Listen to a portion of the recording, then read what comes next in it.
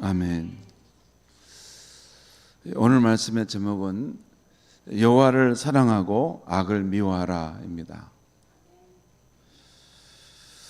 오늘 읽은 이 시편 97편의 시도 앞에 시편 95편, 96편과 같이 온 땅 위에 지존하시고 모든 신보다 뛰어나신 여호와 하나님을 경배하고 기뻐하라고 초대하고 있습니다. 먼저 온 세상을 의와 공평으로 다스리시는 여호와를 기뻐하라는 것입니다. 1절과 3절 말씀을 제가 읽겠습니다. 여호와께서 다스리라니 땅은 즐거워하며 허다한 섬은 기뻐할지어다. 구름과 흑암이 그를 둘렀고 의와 공평이 그의 보좌의 기초로다. 불이 그 앞에서 나와 사방의 대적들을 불사르시는도다. 여러분, 우리 앞에서 시편 95편, 96편을 볼 때 여호와 하나님께서 온 땅을 창조하시고 또한 다스린다는 말씀을 드렸습니다. 시편 95편에서는 여호와께서 다스린다는 것이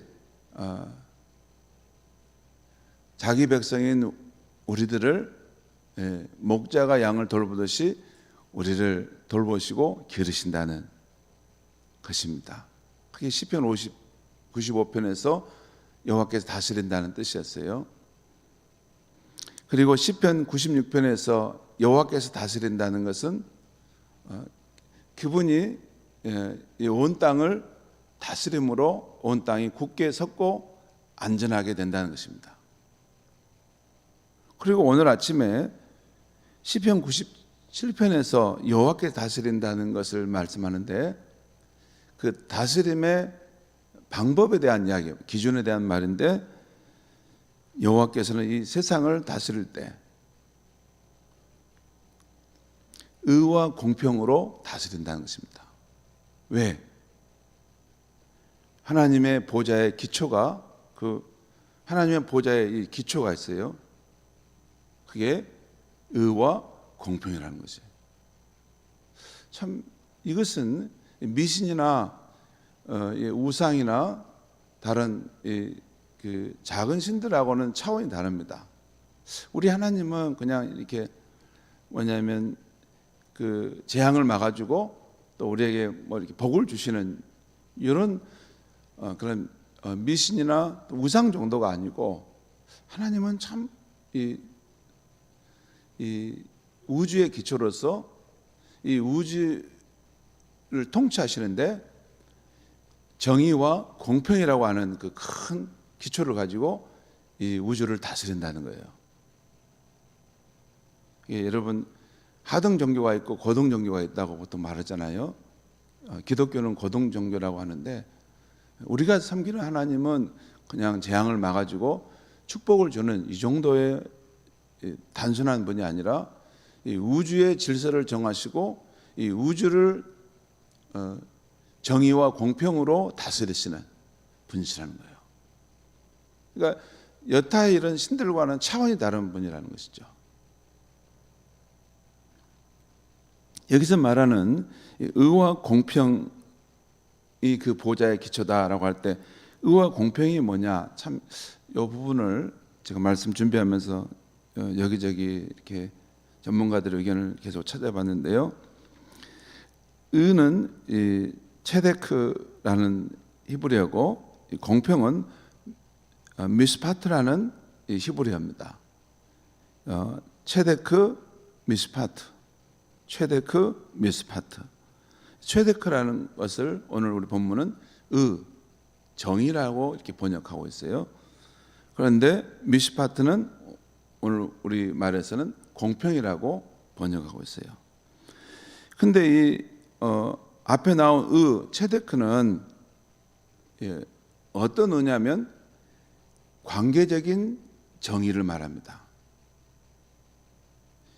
이 관계적인 정의라는 것은 이건 기원은 어디서 시작되냐면 하나님께서 창조자이시고 또 인간과 모든 만물을 하나님이 지으셨다는 것, 여기서부터 시작되는데, 여기서부터 하나님과 이 인간, 하나님과 피조 세계의 관계가 형성되잖아요. 그럴 때 하나님이 이런 관계에 있어 질서를 세웠다는 것이죠. 우리 인간과 피조물들은 하나님을 경외하고 섬기고, 또 우리 사람과 사람 사이에는 서로 사랑하고 정직히 행하고, 그러죠. 그리고 사람이 피조 세계에 대해서는 함부로 착취하고 파괴하지 않고 그 피조 세계를 잘 돌보고 가꾸는, 하나님의 이 창조로부터 이 하나님과 인간, 피조 세계의 관계가 설정되어 있다는 것입니다. 이 관계를, 하나님 설정하신 이 관계를 잘 행하는 것이 정의롭다는 것이에요. 거기서 우리가 딱 사람과 사람과의 관계만 보면, 이게 하나님이 이 인간을 지으셨을 때의 사람과 사람과의 관계는 이렇게 살아라라고 이렇게 한 것이 있잖아요. 정직하고 서로 사랑하고 남을 속이지 않고 살아라는 것이죠. 그런데 이 사람과의 관계에서 남을 속이고 이용해 먹고 또 자기의 이익을 위해서 남의 권익을 빼앗아가는, 이것은 정의롭지 못하다는 거죠. 그러니까 참 우리 기독교가 놀라운 것은 우리가 이 세상에 정의가 무엇이냐, 공의가 무엇이냐, 여기에 대해서 하나님이 존재하지 않으면 이게 전부 다 상대적인 것이에요. 이렇게도 볼 수 있고 저렇게도 볼 수 있는데, 우리는 창조자 하나님이 사람을 지으시고 또 모든 만물을 지으셨기 때문에 처음에 이 관계를 세워졌다는 거죠.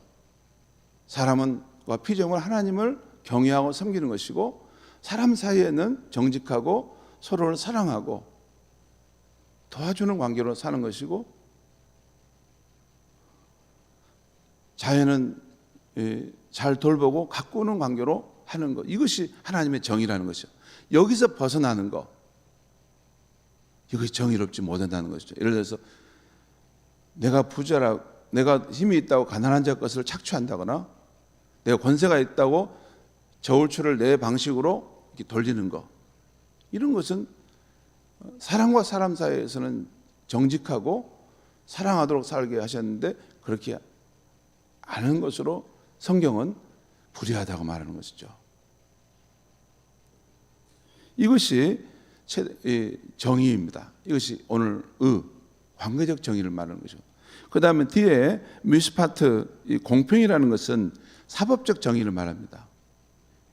예를 들어서 특별히 재판관이 어떤 그 재판을 낼 때 자기와 이해관계가 있다고 이렇게 치우치고 한다거나, 또는 뇌물을 받고 치우치고, 또는 저 사람은 가난하다고 일부러 잘 알아보지도 않고 무작정 가난한 자의 편을 드는 것, 이것도 공정과는 틀리다는 것이죠. 여러분, 때로는 가난한 자도 속일 수도 있다는 거 아시죠? 그것을 교묘하게 속일 수 있습니다. 불법적으로 어떤 것을 사회복지시설을 이렇게 이용해 볼 수도 있고, 참 그럴 수 있습니다. 아무튼 이 하나님은 그의 보좌의 기초가 이 정의와 공평이라는 거예요. 그 정의와 공평일 때 그 정의는 관계적인 정의를 말하고 공평은 사법적인 정의를 말하는 것이죠. 사법적인 정의라는 것은 꼭 재판관의 상황만은 아닙니다. 우리가 일상의 삶 속에서도 우리는 어떤 일에 대해서 판단을 하지 않습니까? 근데 그것을 하나님의 눈으로 보실 때 공정하고 공평하게 판단하며 사는 것이 우리가 가져야 될 피조물의 태도라는 것이죠. 자, 그런 겁니다. 아무튼 3절에 불이 그 앞에서 나와 사방의 대적들을 불사는도다, 이 말씀은 하나님의 눈에 보시기에 정의롭지 못하고 또 불공정하는 것에 대해서는 하나님이 심판하시는 그런 분으로 나타난다는 것이죠. 그 대적들은 그런 의미입니다. 대적들이 하나님의 정의와 공평을 무너뜨리는 그런 사람들을 말하죠. 자, 지금 이렇게 세상을 의와 공평으로 하나님이 다스린다는 것, 그것을 기뻐하라는 것입니다.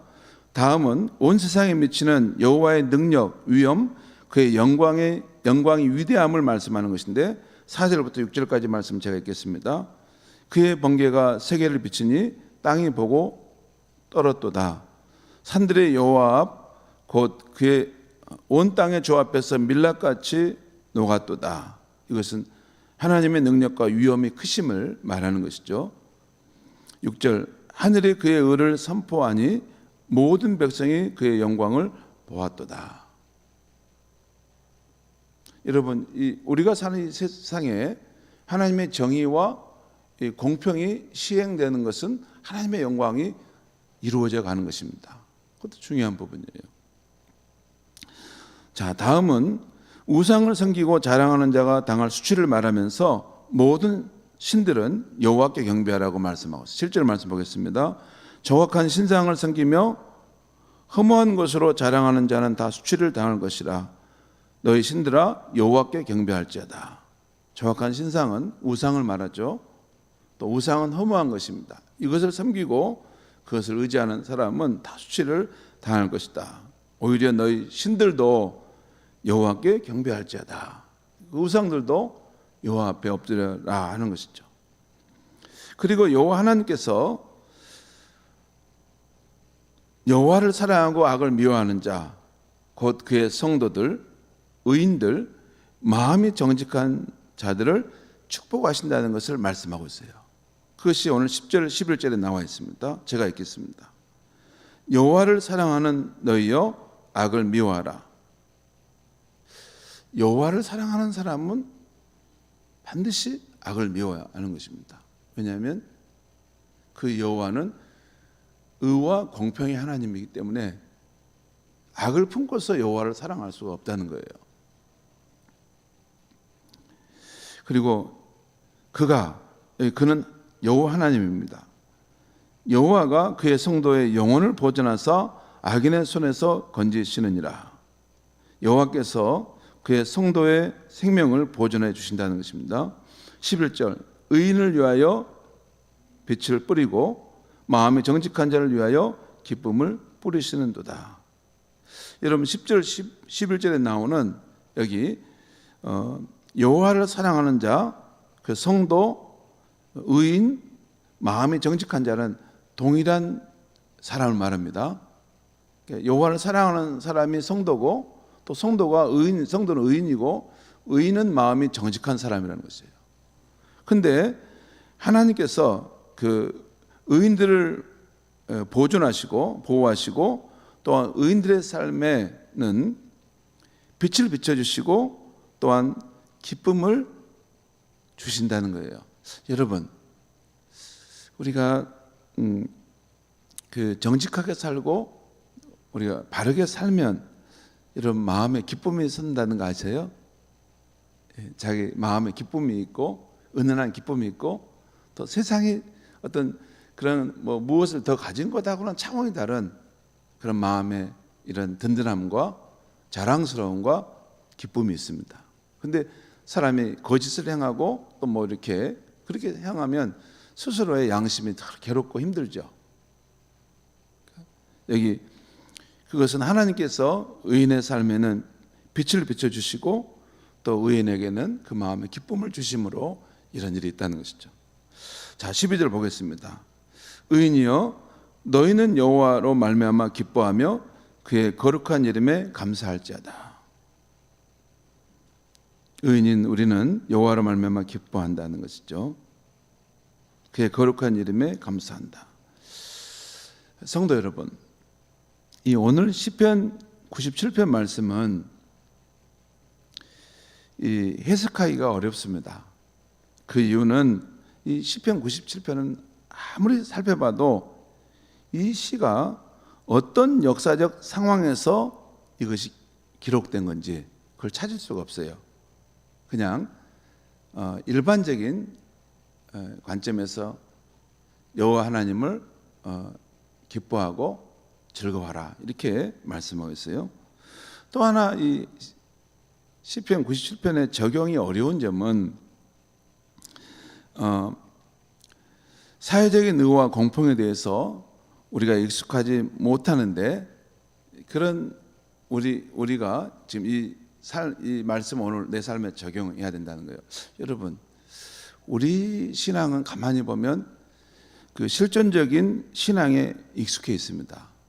그러니까 이 사회가 어떻게 되고, 사회가 뭐 정의롭느냐 그렇지 않느냐, 이런 것보다는 내 문제, 내 사는 그런 어려움, 염려, 여기에 이렇게 더 익숙해 있습니다. 이게 인간의 한계입니다. 그래서 오늘 사회적인 의와 공평에 대해서 말하고 있는 이 부분이 참 이 부분은 우리 삶에 적용하는데 어려움이 있어요. 그래도 다시 한번 이 말씀을 우리 삶에 적용해 보면,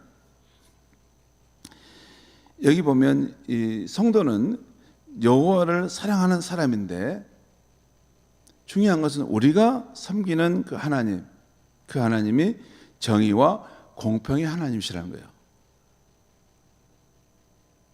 그렇기 때문에 우리의 삶에, 우리가 여호와를 사랑하는 사람이라면 우리의 삶에 여호와의 그 정의와 공평의 삶의 모습이 나타나야 한다는 거예요.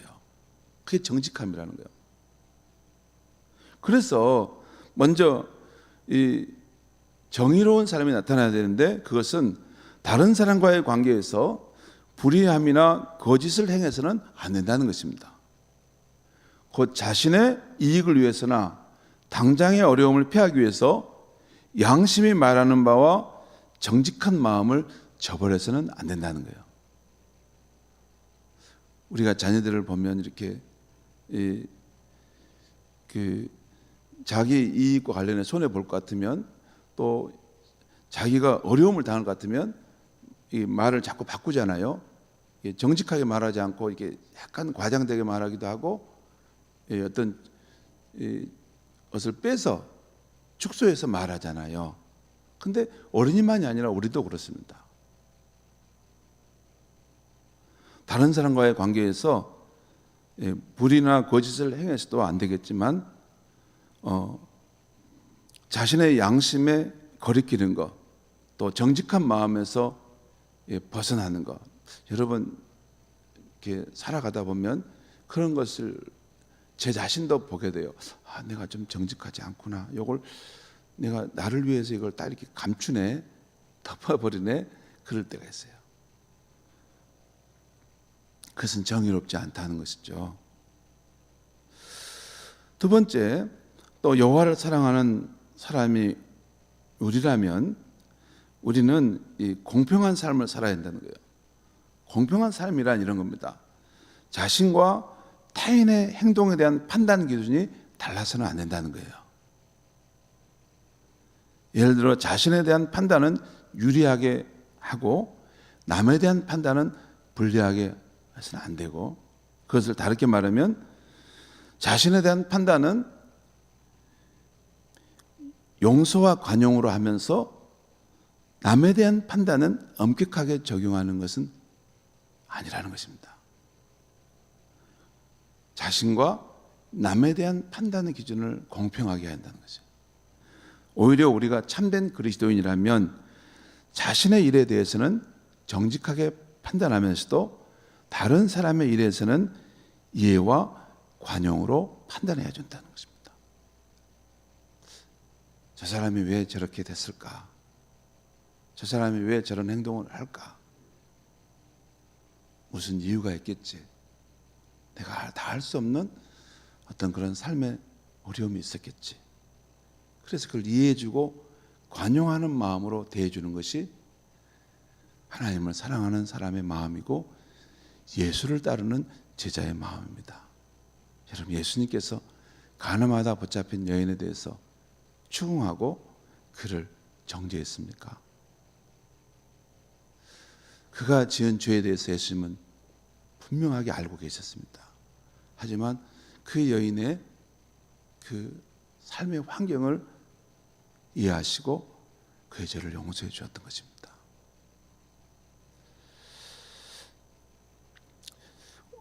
오늘 말씀 끝에 마지막에 보면 중요한 것은 하나님께서 이러한 의인들, 마음이 정직한 사람들, 또 하나님의 의와 공평을 따라 살아가는 사람들을 하나님이 지켜주시고 또 그에게 빛을 비춰주시며 기쁨을 선물로 주신다는 것입니다. 오늘 하루도 우리 살아갈 때 의와 공평이 하나님의 보좌의 기초라는 것을 생각하면서 오늘도 우리 작지만 내 삶의 자리에서 정의롭게 또 공평을 행하며 살아가는 저와 여러분이 될 수 있길 바랍니다. 기도하겠습니다. 하나님 아버지, 오늘 이 아침에 하나님의 말씀을 준비하고 전했습니다. 하나님의 보좌의 기초는 정의와 공평이고 여호와 하나님을 사랑하는 사람은 그 하나님을 뜻을 받들어 이 땅에서 사람과의 관계에서 정의롭게 살아가는 것이고 또 사람을 대할 때 나와 다른 사람을 차별하지 않고 공평하게 대하는 것임을 알게 하심을 감사합니다. 하나님 아버지, 우리는 하나님의 말씀을 진리를 따라 살고 싶지만 때로 넘어질 때가 많습니다. 하나님, 그래도 이 진리의 말씀을 붙들고 품고 살아감으로 우리의 삶이 우리 하나님 아버지의 모습을 조금씩 닮아갈 수 있게 하여 주시옵소서. 그래서 하나님의 영광이 드러나는 우리의 삶이 되게 하여 주시옵소서. 예수님의 이름으로 기도하옵나이다. 아멘.